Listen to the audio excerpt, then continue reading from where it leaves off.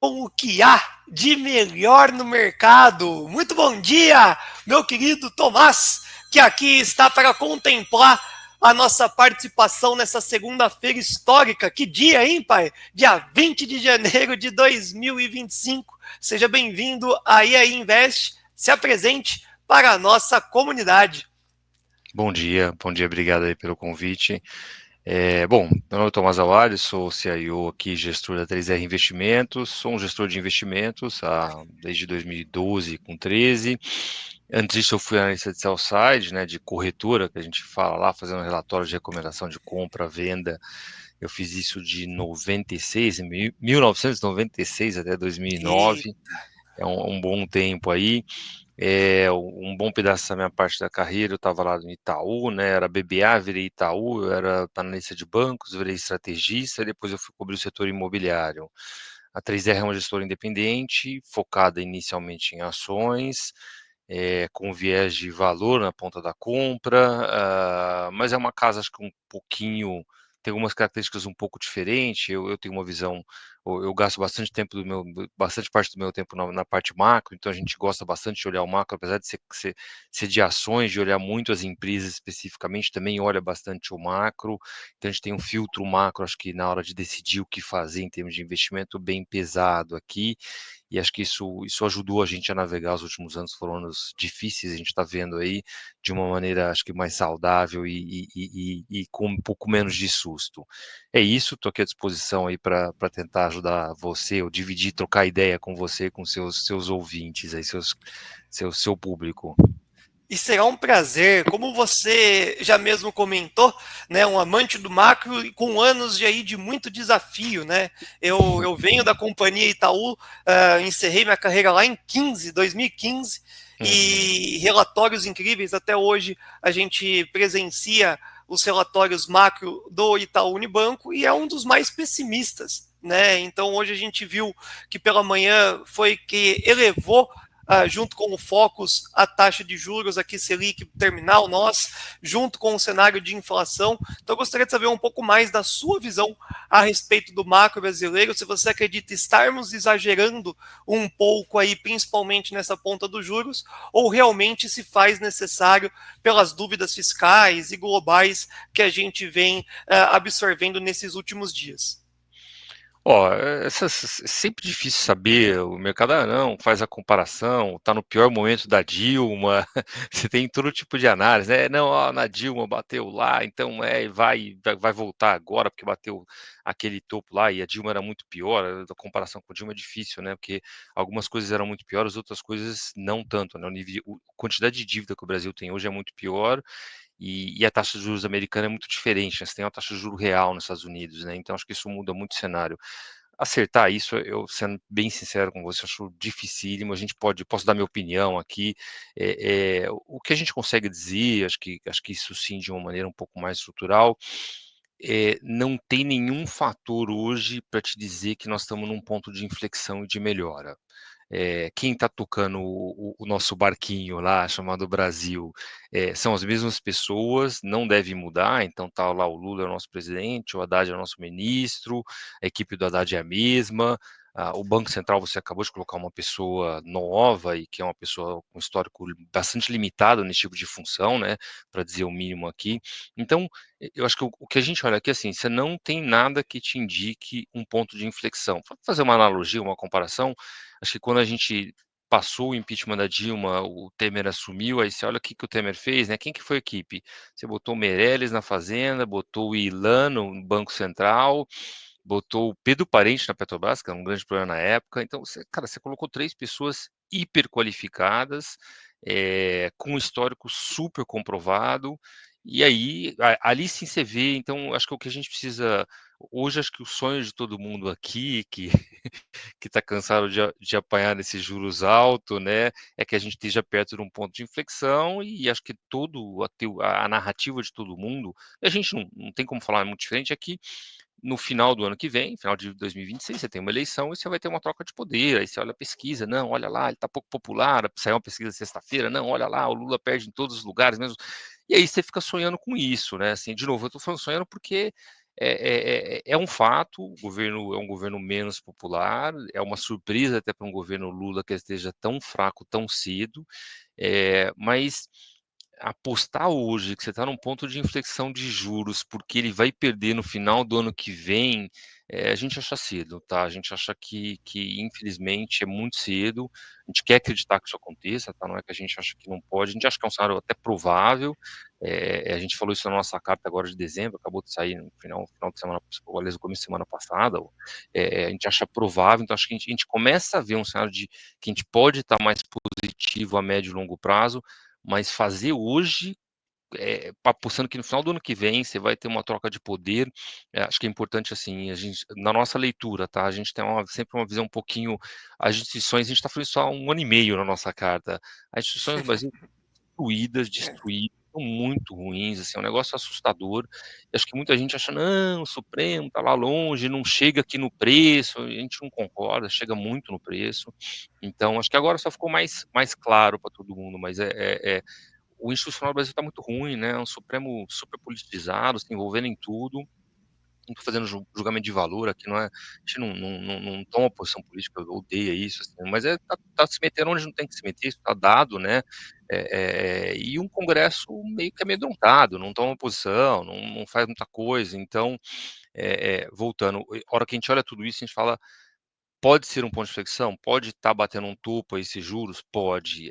Vou apostar de que vai voltar, que é um ponto de inflexão? É cedo". Essa é a nossa leitura, tá. Não, excelente. Você Acho que começou com o pé depois direito.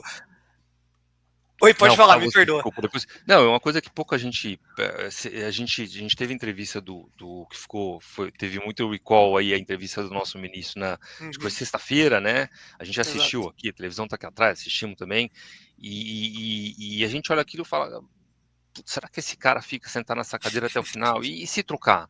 Quem que vem?". "Ah, vem Mercadante", então, assim, você tem cenários e infelizmente ainda tem cenários que a coisa pode piorar. Eu acho que vai acontecer?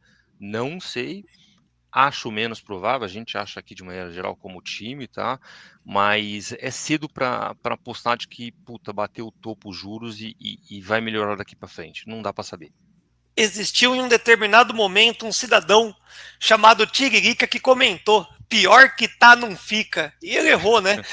A gente sempre vai ter um pé atrás, que nem você comentou, e a gente também falou a mesma coisa. Será que a Haddad aguenta até o final? Né? E realmente essa quebra de confiança, e se cai o Haddad, quem vem para o lugar? Então a gente começa a gostar do Haddad quando a gente pensa nele saindo e quem É isso. pode vir a ficar, que fase. Então realmente bem complexo, e você começa muito com o pé direito no que diz respeito à visão macro, porque boa parte do contexto técnico, né, da ponta dos analistas técnicos, fazem exatamente esse comparativo.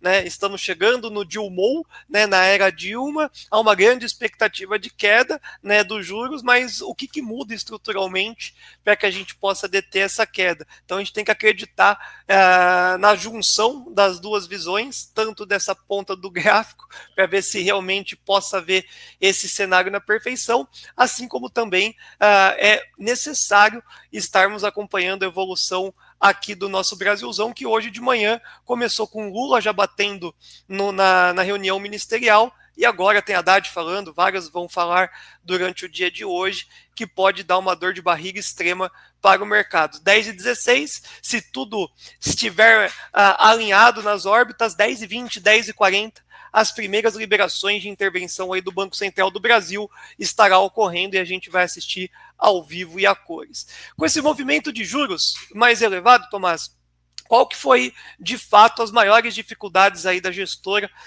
ou sua na tomada de decisão para concluir teses? A gente sabe que teve muito saque, né, muita liquidação aí da pessoa física nos fundos de investimentos, e aí o quanto que isso impactou na sua tese e o que você acredita que possa vir a mudar em 2025?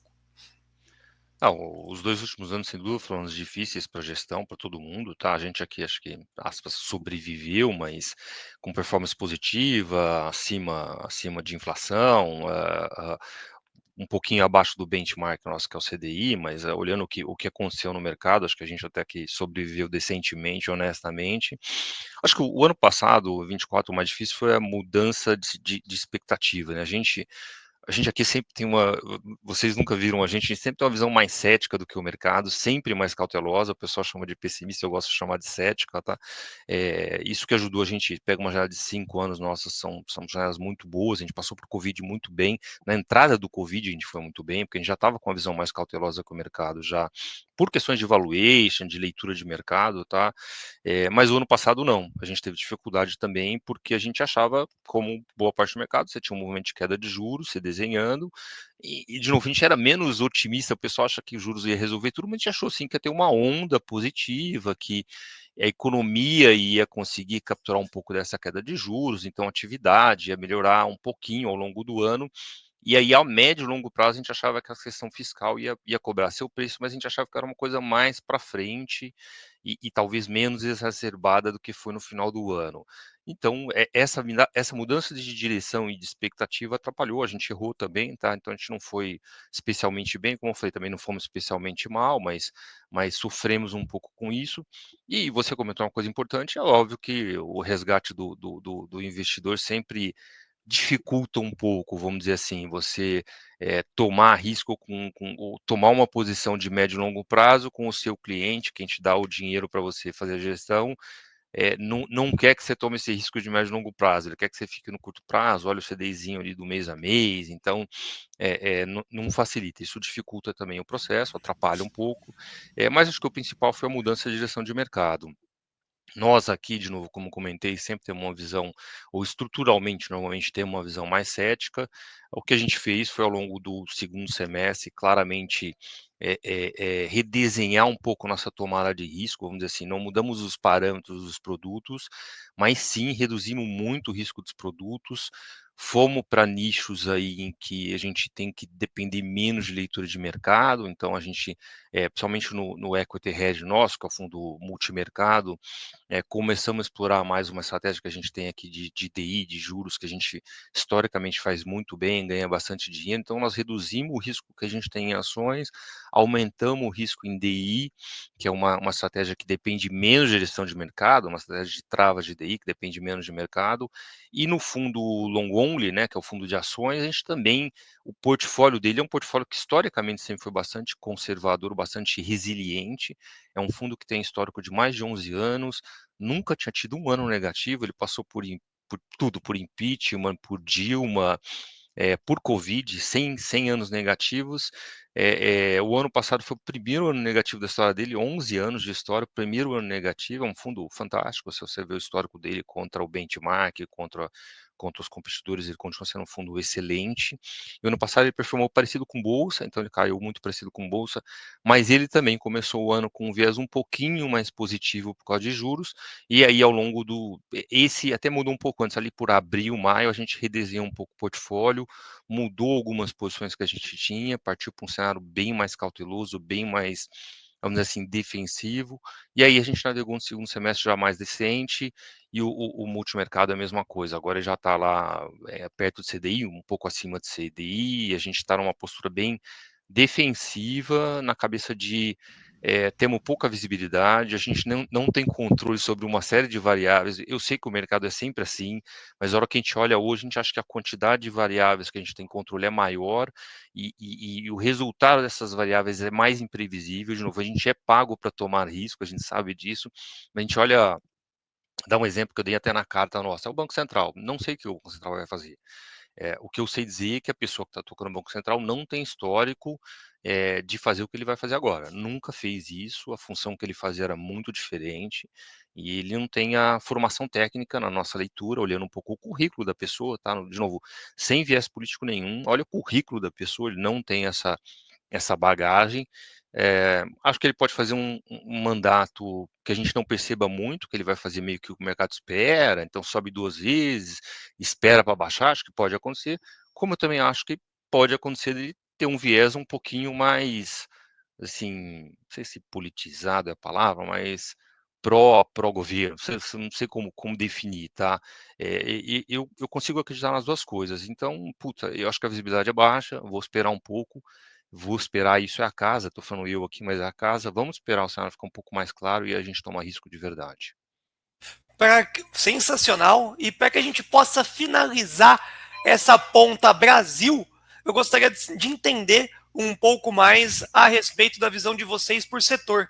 Né? Então, os fundos aí tomam um risco, podem voltar, inclusive, em 2025, acelerar a depender do cenário. E aí, para não falar a companhia propriamente dita, qual setor ou quais setores você está de olho aí junto com o time da 3R? A gente tem procurado coisa que não depende de juros barra crescimento econômico local, tá? Porque, de novo, é a variável mais imprevisível hoje, tá dado isso. A gente adoraria que tivesse um cenário super positivo. A gente consegue desenhar um cenário que a gente acha que, puta, 26 vai ser uma puta porrada de bolsa, tá? A gente consegue, a gente acredita que pode acontecer, mas tá fora do nosso controle, isso tá muito longe, tá? Então nós estamos indo para coisa mais infraestrutura, logística, então mais perto do agro, que é um setor super resiliente. Então, aí eu posso citar um caso que a gente adora, que é a 3tentos. Empresa excepcional, bom, todas as empresas com pouquíssima alavancagem, todas não, mas a grande maioria do portfólio em coisa com pouca alavancagem ou nenhuma alavancagem. Então, 300 é um exemplo. Puta, setor agro, não depende muito, depende de produção agrícola, aí ela processa, um pouco ela faz o trading. É um caso que está muito desconectado de atividade no Brasil. Sei lá, o setor que a gente chama de utilities, né, também é mais desconectado. Então, você tem uma Sabesp, você tem uma Eletrobras, que são casos específicos que têm catalisadores específicos. Então, é isso que a gente está procurando, coisas que tenham catalisadores específicos. Óbvio que toda empresa tem algum impacto de juros, de atividade no Brasil. A gente está fugindo o máximo que a gente pode disso e indo o máximo que a gente pode para casos de investimento que tenham histórias específicas. Acho que um caso que a gente pegou ano passado super bem e continua lá, que é a Fras-le, junto com o Randon, né? Uma controla a outra. De novo, autopeças, mercado de reposição, cada vez mais com a presença fora do Brasil. Então, a Fras-le comprou operação no México bem relevante há alguns meses atrás, que vai ser muito importante para o crescimento dela para frente. Então é isso, a gente procura coisa que hoje a gente foca muito em coisa que está mais conectado desse de juros barra crescimento local. É isso que a gente está fazendo. Excelente.